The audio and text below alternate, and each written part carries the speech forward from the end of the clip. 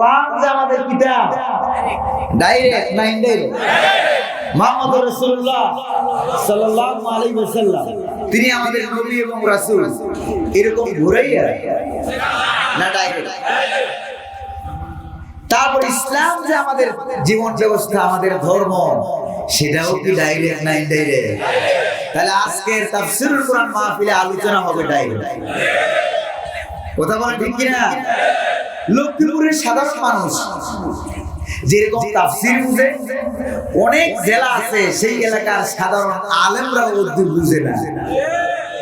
কথা বলেন ঠিক কিনা? আমি মনে হয় আপনাদেরকে পাপ দেওয়ার জন্য বাড়িয়ে বলি না, কথা ঠিক আছে? অনেক আমার ডানে বামে অনেক ওলামায়ে কেরাম এখানে আছেন।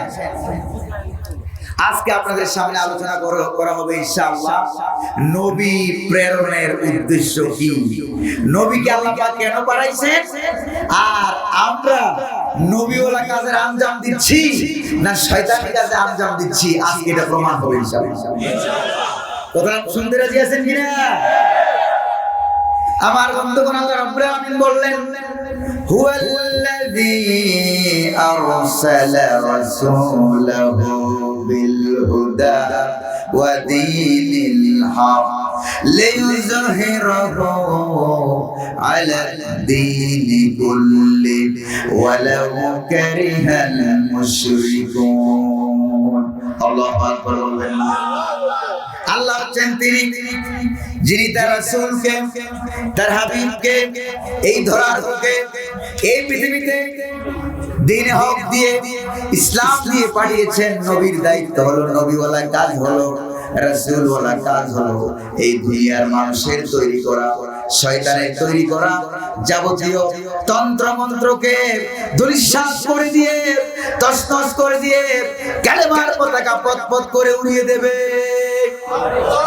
আল্লাহু আকবার বলবেন না? এটা হলো নবীর কাজ। কার কাজ? এটা হলো নবীর কাজ, এটা হলো রাসূলের কাজ।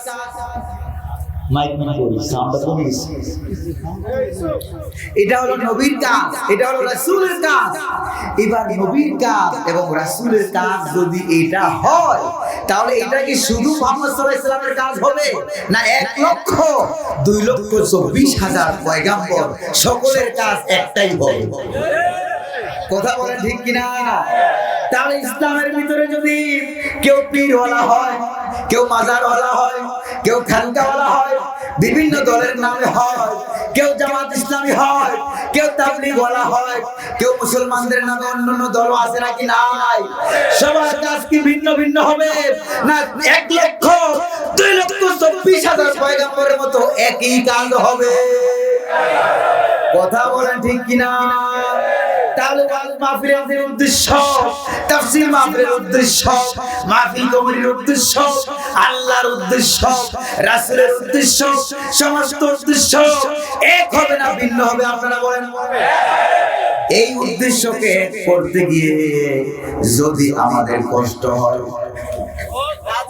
যদি আমাদের কষ্ট হয়, যদি আমাদের বাড়িঘর হারা হওয়া লাগে, যদি আমাদের চাকরি চলে যায়, যদি আমাদের কল্যাণ চলে যায়, তারপরে কি আমরা রাজি? কারা কারা রাজি? দু হাত উঁচু করে দেখা।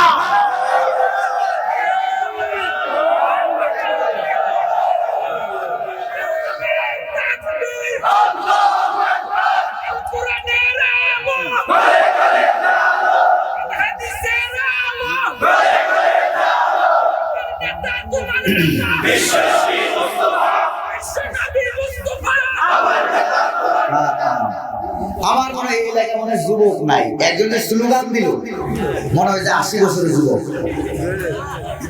আল্লাহু আকবার বলেন না? এই যুবক কারা কারা আছে আমি একটু হাত দেখতে চাই, কারা কারা যুবক? ওই যে একজন হাত তুলছে, দাড়ি সাদা, মানে 85 বছর বয়স, এও নাকি যুবক। এই যে চেয়ারম্যান সাহেব হাত তুলছে, দেখছেন? আল্লাহু আকবার বলবেন না? আমি যখন যুবকদেরকে হাত তুলতে বলি, সেখানে যদি বুড়ারা হাত তুলে, আমার মনে হয় আরেকখান বিয়ে করবি। চেয়ারম্যান সাহেব তাও আছে, মানে আরেকখান বিয়ে করতে আছে। যদি খেলা শোনে, খবর আছে কিনা? শুধু খবর আছে না, খবরের পরে গান আছে? হাসাবার উদ্দেশ্যে বলি না, তাফসীরুল কুরআন মাহফিলে ঈমানের ব্যাটারি চার্জ হয়ে শরীরটা পুরা হতে পারে, ঈমানটা জবরদস্ত হয়েছে। কথা বলেন ঠিক কি না? আমার বন্ধুগণ, আজকের তাফসীরের কেন্দ্রীয় আয়াত, যে আয়াতের মূল উদ্দেশ্য, রাসূল প্রেরণের মূল উদ্দেশ্য, তাফসীর মাহফিলের মূল উদ্দেশ্য, এটাকে আমাদের জীবনের উদ্দেশ্য এটা হওয়ার দরকার আছে নাকি না? দরকার আছে নাকি নাই বলেন? আমার ভাইরা ঠান্ডা মাথায় বলি, এই পয়েন্টেই এসে ইবলিস শয়তান কাফের হয়ে গেল। এখানে অনেক উলামায়ে কেরাম আছেন, যদি আপনাদেরকে প্রশ্ন করি ইবলিস মুসলমান না কাফের? কেন কাফের? ইবলিস মূর্তি পূজা করছে এমন কোন ওয়াজ মনে হয় আপনারা শুনছেন? ইবলিস গাছ পূজা করেছে, মাছ পূজা করেছে, নাকি ইবলিস কাফের হলো আল্লাহর আইন বাদ দিয়ে নিজের তৈরি করা আইন মেনেছে? কথা বলেন ঠিক কিনা? আমার বন্ধুগণ, এই পয়েন্টে এসে নবীদের সাথে ইবলিসের দ্বন্দ্ব। কোন পয়েন্ট? হুয়াল্লাযী আরসালা রাসূলাহু বিল হুদা ওয়া দীনিল হক লিইয়ুযহিরাহু আলাদ দীনি কুল্লি ওয়া কাফা বিল্লাহি শাহীদা। একটা পয়েন্ট, লিইয়ুযহিরাহু আলাদ দীনি কুল্লি, লিইয়ুযহিরাহু আলাদ দীনি কুল্লি। কারণ নবীরা চাইলো, রাসূলরা চাইলো আল্লাহর জমিনে সমস্ত তন্ত্র মন্ত্র আবু জাহেলের মসনদকে তছনছ করে দিয়ে, ফেরাউনের মসনদকে তছনছ করে দিয়ে, নমরুদের মসনদকে তছনছ করে দিয়ে কার মসনদ কায়েম করবে? আল্লাহ। আর আসতে বলেন কার? আল্লাহ। আল্লাহর মসনদ কায়েম করে দিবে, খেলাফতি ব্যবস্থা কায়েম করে দিবে। এই একটা পয়েন্টে ইবলিসের সাথে নবীদের দ্বন্দ্ব। এই একটা পয়েন্টে মুহাম্মদ সাল্লাল্লাহু আলাইহি ওয়াসাল্লামের সাথে আবু জাহেলের দ্বন্দ্ব। কোনদিন মুহাম্মদ সাল্লাল্লাহু আলাইহি ওয়াসাল্লামকে আবু জাহেল বলেন নাই, বাদিজা নামাজ পড়তে পারবা না, রোজা রাখতে পারবা না, জিকির করতে পারবা না, দুরূদ পড়তে পারবা না, রোজা রাখতে পারবা না, হজ করতে পারবা না। কারণ হজ তো আবু জাহেল করে। কথা বলেন না কেন? আবু জাহেল হজ করে নাই, উমরা করে নাই, রোজা রাখে নাই, আল্লাহকে আল্লাহ বলে স্বীকার করে নাই। কারণ হজ আবু জাহেল করে, রোজা আবু জাহেল রেখেছে, আল্লাহকে আল্লাহ বলে রেখেছে। কথা বলেন ঠিক কিনা? কিন্তু আবু জাহেলের সাথে মুহাম্মদ সাল্লাল্লাহু আলাইহি ওয়াসাল্লামের যেই পয়েন্টের দ্বন্দ্ব, সেই পয়েন্টটা হলো লিইয়ুযহিরাহু আলাদ দীনি কুল্লি। আল্লাহু আকবার বলবেন না? লিইয়ুযহিরাহু আলাদ দীনি কুল্লি। অর্থাৎ আবু জাহেল বুঝতে পেরেছে যেই কালেমার দাওয়াত নিয়ে এসেছে মুহাম্মদ সাল্লাল্লাহু আলাইহি ওয়াসাল্লাম, আবু জাহেলের মসনদ থাকবে না, জমিন হয়ে যাবে কার? আচ্ছা, জমিনের আসল মালিক কে? আল্লাহ।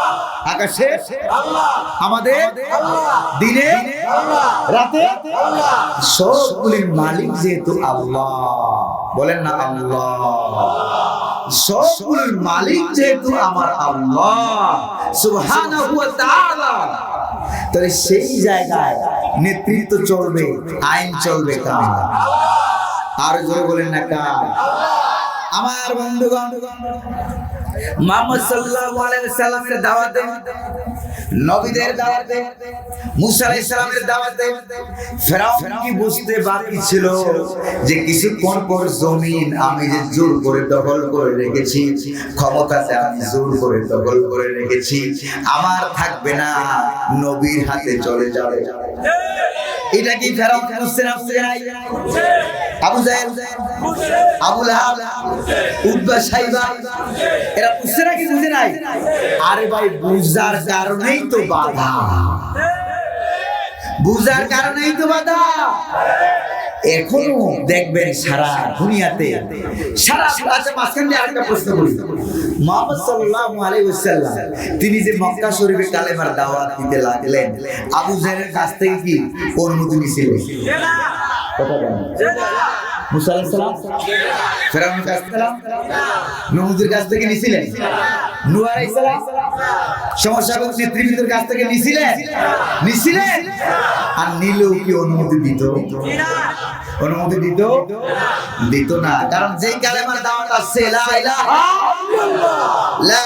ইল্লাল্লাহ, যে কালেমার দাওয়াত এসে গেছে, আবু জাহেল বুঝতে পেরেছে আমার ক্ষমতার চেয়ার থাকবে না। আল্লাহু আকবার বলবেন। এই জন্য আমরা দেখতে পাই মুসা আলাইহিস সালামকে আল্লাহ রাব্বুল আলামিন সর্বপ্রথম যে কালেমার দাওয়াত দিয়ে পাঠালেন, কোন গরীব মানুষের কাছে পাঠান নাই, কোন মজলুম মানুষের কাছে পাঠান নাই। সর্বপ্রথম আল্লাহ পাক মুসা আলাইহিস সালামকে বললেন, মুসা ইযহাব ইলা ফিরআউনা ইন্নাহু তাগা। কাকে দাওয়াত দাও? আল্লাহ পাক বলবেন না, কারণ পাহাড়ের উপরের পানি নিচের দিকে যায় না, নিচের দিকে বলবেন উল্টা যায়। কারণ ফেরাউন যদি কালেমা গ্রহণ করে, ইসলাম গ্রহণ করে, আরেকটা জিনিস আপনারা দেখেন, নবী মুহাম্মদুর রাসূলুল্লাহ সাল্লাল্লাহু আলাইহি ওয়াসাল্লাম মদিনার প্রেসিডেন্ট হওয়ার পর তিনি অনেক চিঠি লিখলেন সাধারণ মানুষের কাছে, না প্রত্যেকটা দেশের বাদশা। কার কাছে চিঠি লিখলেন? এই বাদশা নিজের বাদশাহী ছাড়ো, ইসলাম গ্রহণ করো, আল্লাহ যে বিধান দিয়েছেন ওই বিধান দিয়ে বাদশাহী চালাও। আল্লাহু আকবার বলবেন না? তাহলে আসলিম তাসলাম কালেমা গ্রহণ করো, তাহলে শান্তিতে থাকতে পারবা। নবী মুহাম্মদ সাল্লাল্লাহু আলাইহি ওয়াসাল্লাম যখন এই কালেমার দাওয়াত দিতে লাগলেন, আবু জাহেল প্রস্তাব দিল, আবু লাহাব প্রস্তাব দিল, ওলীদ ইবনে মুগীরা, আবু জাহেলের মন্ত্রীরা সবগুলি এক জায়গায় মিলে প্রস্তাব দিল। আবু তালেবকে পাঠিয়ে দিল যে তোমার ভাতিজাকে বলো কালেমার দাওয়াত দেওয়া বন্ধ করে দি, যা চাই তা দেব, যা চাই তা দেব, কালেমার দাওয়াত যাতে না দেয়, কালেমার দাওয়াত বন্ধ করে দি, যা চাই তা দেব। মুহাম্মদ সাল্লাল্লাহু আলাইহি ওয়াসাল্লাম রাজি হয়েছিলেন? রাজি হয়েছিলেন। মুহাম্মদ সাল্লাল্লাহু আলাইহি ওয়াসাল্লাম বললেন, চাচা, ও আমার চাচারা সবাই আমার সামনে আসে। সবাই যখন সামনে আসলো, আসার পর মুহাম্মদ সাল্লাল্লাহু আলাইহি সাল্লাম বললেন, ও আমার চাচারা, এমন একটা কালেমার দাওয়াত আমি আজকে আপনাদেরকে দেব, যেই কালেমার দাওয়াত গ্রহণ করলে পরে শুধু মক্কা শরীফের নেতৃত্ব না, সারা দুনিয়ার নেতৃত্ব তোমাদের পদচুম্বন করবে। সারা দুনিয়ার সমস্ত জাতি তোমাদের নেতৃত্ব মেনে নিতে বাধ্য হবে। আল্লাহু আকবার বলবেন না? এমন একটা কালেমা দাওয়াত আমি তোমাদেরকে দিচ্ছি, তোমরা তো ক্ষমতার চেয়ার নিয়ে, আসন নিয়ে পাগল হয়ে গেছো। কালেমার দাওয়াত ব্যাপকভাবে চালু হলে তোমাদের ক্ষমতা হারানোর ভয়, যে ভয়টা করছো, আমি তো বলি শুধু মক্কা শরীফের চেয়ারম্যানগিরি না, শুধু এই দ্বিগুলি এলাকার চেয়ারম্যানগিরি না, এমন কালেমা ইসলাম দিয়েছে শুধু লক্ষ্মীপুরের নেতৃত্ব না, শুধু বাংলাদেশের নেতৃত্ব না, এমন কালেমা ইসলাম দিয়েছে, এমন কালেমা ইসলাম দিয়েছে। ও আমার চাচারা, এই কালেমার দাওয়াত যদি গ্রহণ করো, তাহলে সারা দুনিয়ার সমস্ত জাতির উপরে তোমাদের নেতৃত্ব কায়েম হয়ে যাবে। আল্লাহু আকবার বলবেন না? এবার দেখেন, আবু জাহেল বলল, ভাতিজা বলো তোমার কি কালেমা? ওই যে কালেমা হচ্ছে লা ইলাহা ইল্লাল্লাহ। ওই যে সর্বনাশ, মাথা চুলকাতে শুরু করছে। ওই যে সর্বনাশ, মারাত্মক অসুবিধা। কি অসুবিধা? ওই যে মারাত্মক অসুবিধা। আজালাল আলিহাতা ইলাহান ওয়াহিদা ইন্না হাযা লাশাইউন উজাব। সূরা সওয়াদ। আজালাল আলিহাতা ইলাহান ওয়াহিদা। আমি তো চাই আইন তৈরি করব, আমি, তুমি সকল ইলাহ বাদ দিয়ে, আমি তো নিজে ইলাহ হয়ে আছি। আইন তৈরি করব আমি, নিয়ম মানবে আমার, সিজদা করবে মন্দিরে, সব তুমি বাদ দিয়ে তুমি লা ইলাহা ইল্লাল্লাহ এক আল্লাহর কথা যে তুমি বলতেছো, এবার আমি তোমাকে বলি এই এক আল্লাহর ইলাহিয়ত চলবে না, আমারটাই চলবে, তা না হলে আমি কার খালু? কথা বুঝে আসছে কি? তাহলে আমি কার খালু? আমার বন্ধুগণ, আমার ভাইরা, এবার মুহাম্মদ সাল্লাল্লাহু আলাইহি ওয়াসাল্লাম বলে দিলেন, ওয়া ইয়া উম্মি, ওয়া আমার চাচা, লাউ ওয়াদাউ শামসা ফি ইয়ামিনি ওয়াল কমারা ফি ইয়াসারি আলা আন আতরুকা হাযাল আমরা ওয়াল্লাহি মা তারাকতুহু হাত্তা ইউযহিরাহু আল্লাহু আও উগলাকা দুনা।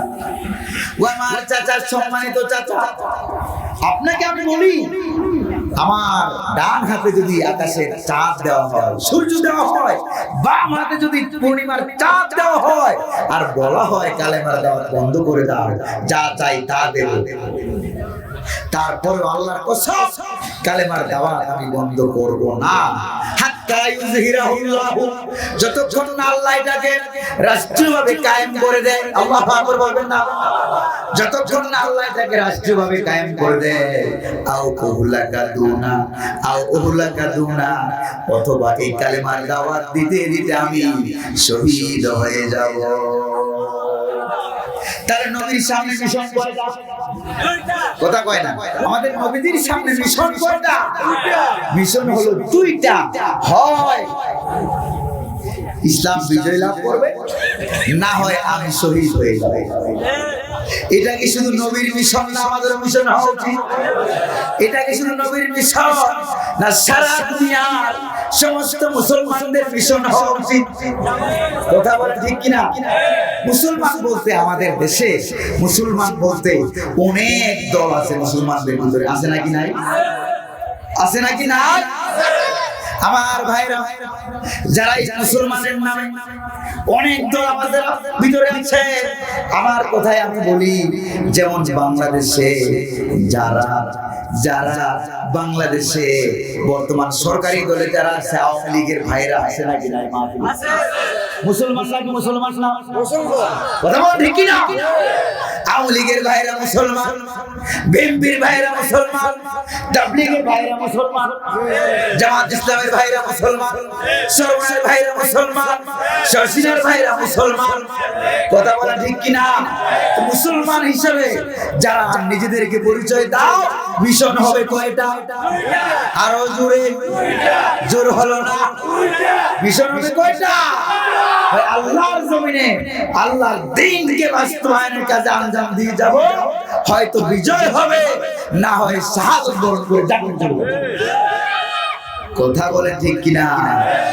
এটাই তো আমাদের মিশন, এটাই তো তাফসীরুল কোরআনের মিশন, এটা হচ্ছে নবীদের আগমনের মিশন। এবার আপনাদেরকে একটা কথা বলি, অনেক ভাই মনে করে তাহলে হুজুর নামাজ, রোজা, হজ, যাকাত, জিকির, তাসবিহ, দোয়া, কালাম, ওইগুলি কি? ওইগুলি কি? কেউ যদি প্রশ্ন করে আমি তাকে বলবো, ও আমার ভাই, ওইগুলি কি? ওইগুলি কি? যদি জানতে চাও, মুহাম্মদ সাল্লাল্লাহু আলাইহি সাল্লামের জীবনের দিকে তাকাও। মক্কি জিন্দেগিতে মুহাম্মদুর রাসূলুল্লাহ সাল্লাল্লাহু আলাইহি ওয়াসাল্লাম একাধারে 12 বছর পর্যন্ত নামাজ তো ফরজই হয় না। নামাজ কি ফরজ হয়েছিল? 12 বছর পরে তিনি মেরাজে গেলেন, সেই রাত্রিতে নামাজ ফরজ হলো। এরপরে মদিনায় যাওয়ার পর, রাষ্ট্র গঠন করার পর হজ ফরজ হলো, যাকাত ফরজ হলো, রোজা ফরজ হলো। আলেমরা বলেন ঠিক কিনা? আমি কি বানিয়ে বলছি না? ঠিক আছে, যদি ওটা ঠিক হয় তাহলে নবুয়তের প্রথম যে 12 বছর দাওয়াত দিলেন, কিসের দাওয়াত দিলেন? নামাজের কথা বলেন নাই, রোজার কথা বলেন নাই, হজের কথা বলেন নাই, যাকাতের কথা বলেন নাই, জিকিরের কথা বলেন নাই, তালিম তারবিয়তের কথা বলেন নাই। তাহলে কিসের দাওয়াত দিলেন? আল্লাহু আকবার বলবেন না?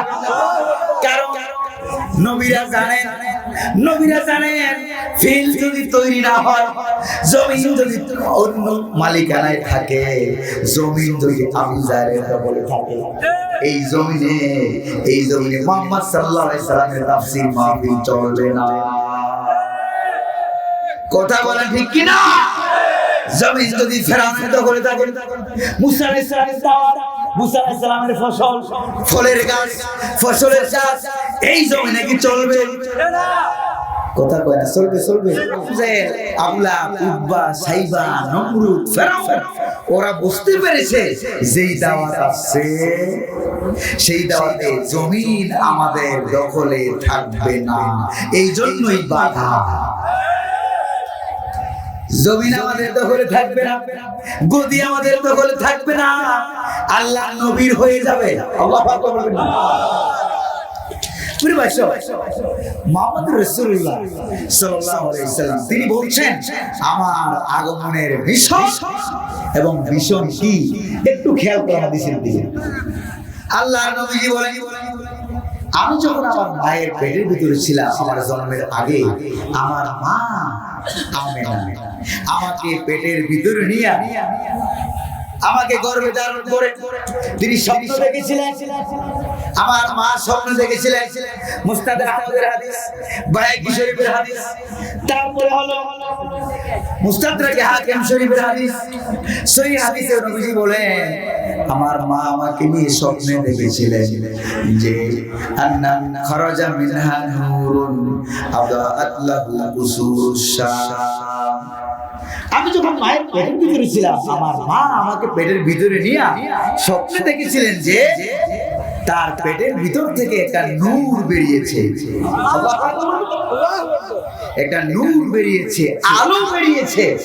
সেই নূরের আলোতে শাম দেশের রাজপ্রাসাদগুলো আলোকিত হয়ে গেছে। নূর বেরিয়েছে, রাজপ্রাসাদ মনে করেন সংসদ ভবন, পার্লামেন্ট, সেক্রেটারিয়েট, প্রশাসনিক ভবনগুলো রাজপ্রাসাদ বলা হয়।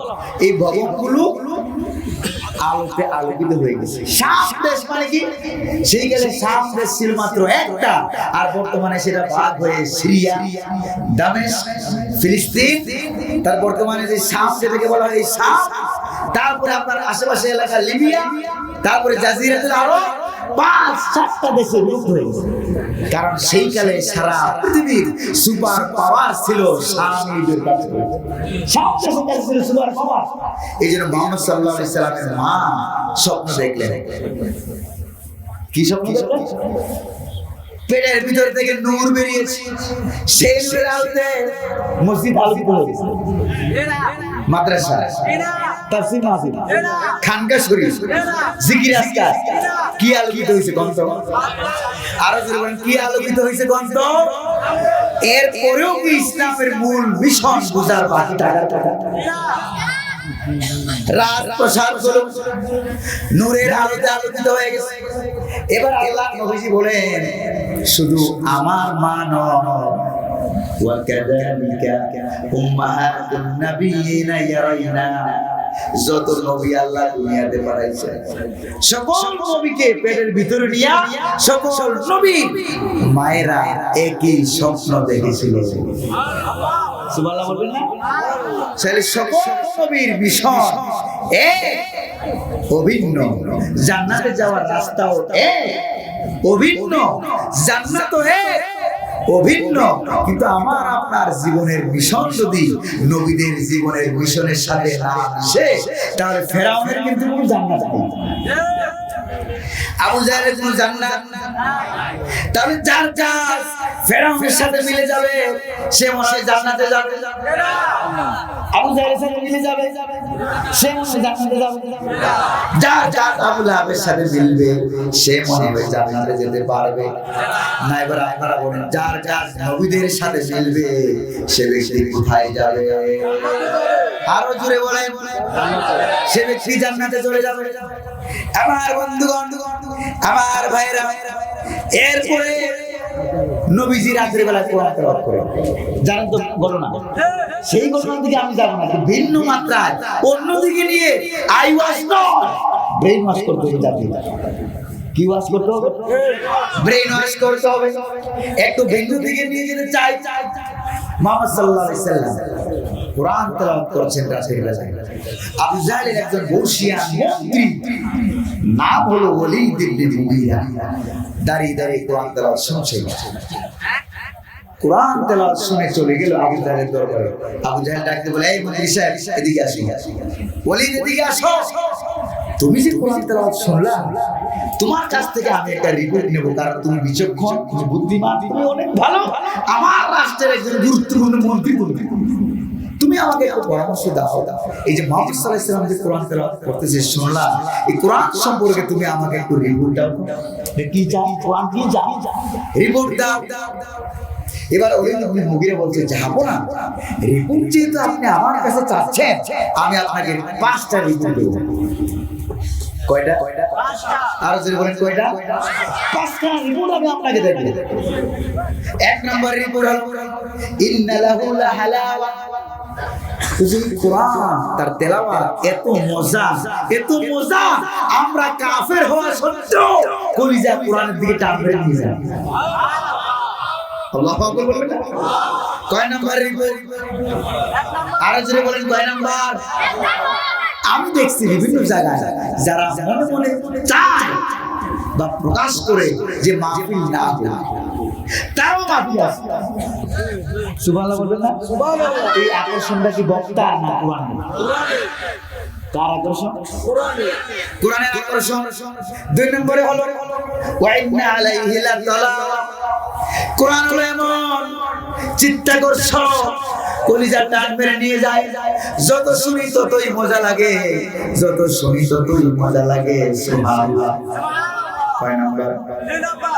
3 নম্বরে হলো ওয়া ইন্না আলাহু লামুসমির, এই কোরআন একটা গাছের সাথে তুলনা করলেন। তিনি বললেন এমন এক ফলদার গাছ, যেই গাছ ফুলে ফলে সজ্জিত, গোটা বিশ্ববাসী যার থেকে উপকার লাভ করতে পারে। 4 নম্বর রিপোর্ট হলো ওয়া ইন্না আসফালাহু লামুদ্দিক, এই কোরআনের রেশা, তার শিকড়, তার কাণ্ড, তার মূল এত মজবুত, তার মূল গোড়া এত মজবুত, এই জন্য রশির টানের চুটে, রশির টানের চুটে কল্লা ছিঁড়ে গেল, কোরআন ছাড়ে না। কথা ঠিক কিনা? কল্লা চলে যায়, চাকরি চলে যায়, ব্যবসা চলে যায়, বাণিজ্য চলে যায়, মাতৃভূমি ছেড়ে হারা হয়ে মক্কা থেকে মদিনা চলে যায়, তারপরে কোরআন হারা হয় না। আল্লাহু আকবার বলবেন না? কয় নম্বর হলো? কয় নম্বর? 5 নম্বর হলো, 5 নম্বর হলো ওয়া ইন্নাহু ইয়ালু ওয়া লা ইউলা আলাইহি, এই কোরআন যেখানেই যায় সেখানে সবার উপরে থাকে, তার উপরে কেউ যাইতে পারে না। আল্লাহু আকবার। কোরআন সবার উপরে থাকে। কলা খাইছেন না? কলা খাইছেন না? কে কে কলা খাইছেন না? আমি কলা খাইছি না। হুজুরে আজকে হুজুরকে দাওয়াত দিল, বেশি করে কলা খাওয়া। কলা কারা কারা কলা গাছ খাইছেন দেখি হাত তুলুন। কলা গাছ, কলা গাছ খাই নাম বলছেন? কলা গাছের ভিতরে যে থাকে ওইটার নাম কি গো? বাঞ্জল, কাঞ্জল। আচ্ছা যাক, কাঞ্জল হোক যাই হোক, আপনারা বুঝলেই হল। কলা গাছ খেয়েছেন, কলা গাছ কাটছেন না?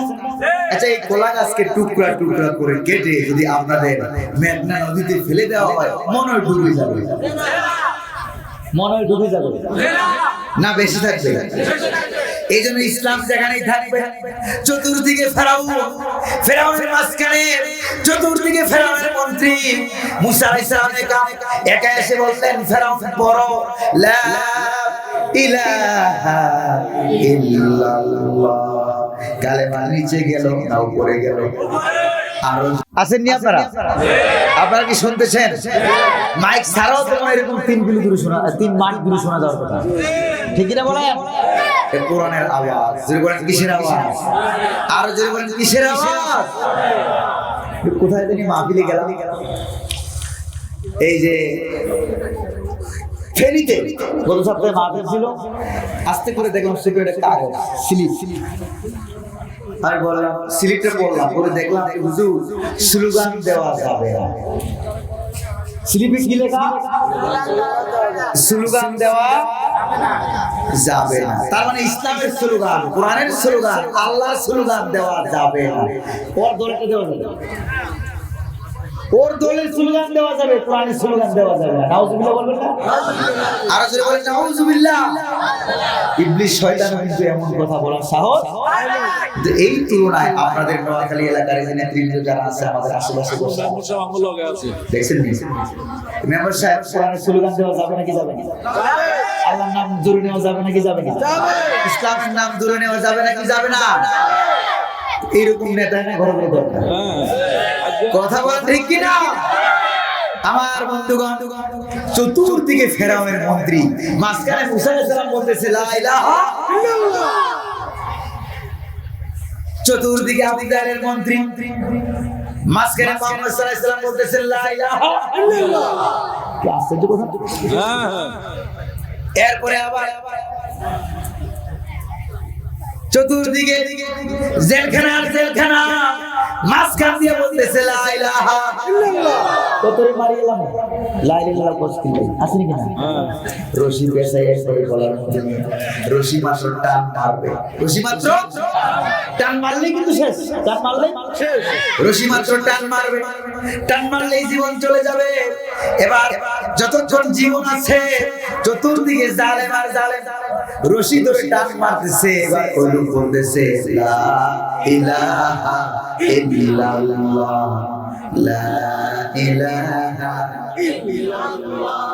তাহলে লা ইলাহা যেখানে, লা ইলাহা ইল্লাল্লাহ যেখানে আমরা আছি সেখানে, এটা হইতে পারে বাড়িতে, হইতে পারে ঘরে, হইতে পারে জেলখানায়, হতে পারে জঙ্গলে। কথা বলে ঠিক কিনা? লা ইলাহা যেখানে আমরা আছি প্রয়োজনে কল্লা দিয়ে দেব, কিন্তু আল্লাহ দেব না। রাজি আছেন? রাজি আছে? কারা কারা রাজি? হাত তুলে দেখান তো।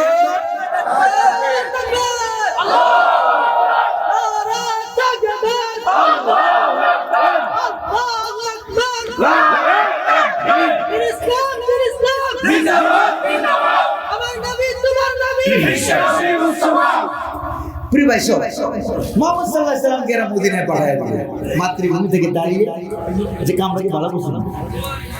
মুহাম্মদ সাল্লাল্লাহু আলাইহি সাল্লামকে যে ওরা মাতৃভূমি থেকে তাড়িয়ে মক্কা থেকে মদিনায় পাঠিয়ে দিলে, কাজ কি ভালো হয়েছে না খারাপ হয়েছে? ভালো হয়েছে না খারাপ হয়েছে? খারাপ হয়েছে। আমরা মনে করি খারাপ হয়েছে, কাফেররা মনে করলো খারাপ হয়েছে, ভালো হয়েছে। কেমন? আমরা মনে করি খারাপ হয়েছে, কাফেররা মনে করি খারাপ হয়েছে। কিন্তু আল্লাহ সুবহানাহু ওয়া তাআলা তার একটা প্ল্যান ছিল, মদিনায় নিয়ে যাব, রাষ্ট্র ক্ষমতা দান করব, মক্কারও প্রেসিডেন্ট হবে, মদিনারও প্রেসিডেন্ট হবে। এবার ভালো হয়েছে না খারাপ হয়েছে? আল্লাহু আকবার বলবেন না? এবার প্রায় 8 বছর পর, মদিনা শরীফে 8 বছর পর মক্কা নগরীতে মুহাম্মদ সাল্লাল্লাহু আলাইহি ওয়াসাল্লাম আসতেছেন, ঢুকতেছেন মক্কা বিজয় 8ম হিজরিতে রমজান মাসের 20 তারিখ। কয় তারিখ? 20 তারিখ। রমজান মাসের 20 তারিখ মক্কা নগরীতে মুহাম্মদ সাল্লাল্লাহু আলাইহি ওয়াসাল্লাম প্রায় লক্ষাধিক সৈন্যবাহিনী নিয়ে ঢুকতেছেন মক্কায়। সুবহানাল্লাহ। এই ঢুকতেছেন প্রতিমধ্যে রাত হয়ে গেল। মক্কাবাসীর কাছে খবর গেল, ওরা প্রতিবাদের বলয় তৈরি করার চেষ্টা করলেন। মুহাম্মদ সাল্লাল্লাহু আলাইহি ওয়াসাল্লাম মরুভূমিতে রাত্রি বেলায় বললেন, এই আমার সাহাবীরা, তোমরা একটা কাজ করো, যুদ্ধ কৌশল কাজ করে দেখেন, তোমরা একটা কাজ করো। হুজুর কি কাজ? তোমরা একটা কাজ করো, অন্ধকার তো, আমাদের চতুর্দিকে হয়তো আমাদের শত্রুরা আমাদেরকে পাহারা দিচ্ছে, তোমরা যত পরিবার তত চুলা, খাবার দাবার তো রান্না বান্না করা লাগবে, যত পরিবার তত চুলা না জ্বালিয়ে, যত মাথা তত চুলা জ্বালা। আল্লাহ বলবেন না? তোমরা যতজন যদি সম্ভব হয় ততটা লাকড়ির চুলা জ্বালা, আগুন জ্বালা। আসলে লোক সংখ্যা তেমন বেশি ছিল না। কাফের বেদিনেরা দূর থেকে মনে করলো, রাতের বেলা এদিকে তাকাইলো, কি রে চুলা তো দেখা যায় হাজার হাজার চুলা, তো চুলার সংখ্যা যদি হাজার হাজার হয়, এক চুলা যদি 5 জনের রান্না করা হয়, তাহলে চুলা যদি হয় 10,000, ছোট বাহিনী 50,000। ওরা চুলা দেখে গেছে ভয় পাই, ওদের পেটের ভিতরে মাথা কষ্ট হয়েছে। কি দেখা? যুদ্ধের কৌশল দেখে, চুলা দেখে এরা ভয় পেয়ে গেল, ভীতু সন্ত্রস্ত হয়ে গেল। এরপরে তারা এবার কাফের বেদিনেরা ভয় পেয়ে গেল। মুহাম্মদ সাল্লাল্লাহু আলাইহি ওয়াসাল্লামের যেই মুহাম্মদ সাল্লাল্লাহু আলাইহি ওয়াসাল্লামের কাছে কাফেররা কূটনীতি বাহিনী পাঠাইলো, কথাবার্তা হলো। মুহাম্মদ সাল্লাল্লাহু আলাইহি ওয়াসাল্লাম বললেন, সমঝোতা একটা হলো কাফেররা। নবীজি বললেন, আবু জাহেলের নেতৃত্বে তার ঘরে আবু সুফিয়ানের নেতৃত্বে যারা আশ্রয় নেবে তারা নিরাপদে থাকবে, তারা নিরাপদে থাকবে, কোনো অসুবিধা হবে না। এবার কি হলো? আবু সুফিয়ান দাঁড়িয়ে আছে, মুহাম্মদ সাল্লাল্লাহু আলাইহি ওয়াসাল্লামের চাচা হযরত আব্বাস রাদিয়াল্লাহু তাআলা আনহু দাঁড়িয়ে আছেন, মুহাম্মদ সাল্লাল্লাহু আলাইহি ওয়াসাল্লাম দাঁড়িয়ে আছেন। আবু সুফিয়ান হুজুরের চাচা আব্বাসকে ডাক দিয়ে বলছেন, আব্বাস, লাকাদ আসবাহা মুলকু ইবনে আখিকা লিয়াউমাল আযীম। বাহ, বেশ বলতো, তোমার ভাতিজা মুহাম্মদের রাষ্ট্র ক্ষমতা তো আজকে বিরাট আকার ধারণ করেছে। সুবহানাল্লাহ, আল্লাহু আকবার বলবেন। তোমার ভাতিজার রাষ্ট্র ক্ষমতা আজকে বিরাট হয়ে গেছে। আমরা না খুশি হইলাম, সুবহানাল্লাহ বললাম, কিন্তু মুহাম্মদ সাল্লাল্লাহু আলাইহি ওয়াসাল্লাম সুবহানাল্লাহ বলেন নাই। হুজুরের চাচা আল্লাহু আকবার বলেন নাই, সুবহানাল্লাহ বলেন নাই, বরং উল্টা বলেছেন, ওয়াই হাই, তুই ধ্বংস হ। এটা মুহাম্মদ সাল্লাল্লাহু আলাইহি সাল্লামের রাষ্ট্র ক্ষমতা নয়, ইন্নাহা নবুওয়া, এটাই হচ্ছে নবুওত। আল্লাহু আকবার বলবেন না? এটাই হচ্ছে নবুওত। এটাই হচ্ছে নবুওত মানে কি? আল্লাহ সুবহানাহু ওয়া তাআলা তার রাসূলকে এটার জন্যই প্রেরণ করেছে। এটাই আজকের আয়াত, হুয়াল্লাযী আরসালা রাসূলাহু বিল হুদা ওয়া দীনিল হক লিইয়ুযহিরাহু আলাদ দীনি কুল্লি ওয়ালাউ কারিহাল মুশরিকুন। আল্লাহু আকবার। প্রিয় ভাই, তাহলে ওই কাজকে বাস্তবায়ন করার জন্য চেষ্টা সাধনা করতে কি আপনি রাজি আছেন? কারা কারা রাজি আছেন? হাত তুলে দেখেন, আরো জোরে হাত তুলে দেখেন, কারা কারা রাজি আছেন? আল্লাহ তাআলা কবুল করুন, বলি আমিন। আরো জোরে বলি আমিন, আরো জোরে বলি আমিন। প্রিয় ভাই, তাহলে শিক্ষা নিলাম আজকের আলোচনা থেকে, শিক্ষা নিলাম দুইটা। জোরে বলেন, কয়টা? নবীওয়ালা কাজ করতে হবে, নবীওয়ালা কাজ করতে হবে। শুধু তাই নয়, তার পাশাপাশি এই নবীওয়ালা কাজ করতে গিয়ে হয়তো ইসলামের কালেমার পতাকা পটপট করে উঠবে, না হয় আমরা শহীদ হয়ে যাব। এই দুইটার বিকল্প অন্য কোন রাস্তা ইসলামে হয় ইসলামের বিজয় হবে, না আমরা শহীদ হয়ে যাব। কারণ দুনিয়ার জন্য আমরা আসি নাই, আসি আমরা জান্নাতে যাওয়ার জন্য। এই জন্য আদম আলাইহিস সালামকে তৈরি করে আল্লাহ দুনিয়ায় রাখেন নাই, প্রথম রেখেছেন জান্নাতে। রাজি আছেন তো ইনশাআল্লাহ? প্রিয় ভাই, আমরা কথা লক্ষ্য করবো না, আমরা আস্তে আস্তে মুনাজাতের দিকে আমরা এগিয়ে যাবো। দাঁড়ানো যারা আছেন সকলে বসে, দাঁড়ানো ভাই যারা আছেন, জি দাঁড়ানো ভাই যারা আছেন সকলে বসে, কেউ উঠবেন না। মুনাজাতের কথা শুনলে যারা লড়াচড়া করে, কপাল ভালো না কপাল খারাপ? এই ঘন্টা ঘন্টা বসলে, আর এখন সকলে মিলে আমরা ফকির, আল্লাহ হচ্ছেন ধনী, বেনিয়াস, বেপরোয়া। হ্যাঁ, আমরা হচ্ছি আল্লাহর গোলাম, আল্লাহর কাছে আমরা হাত তুলবো।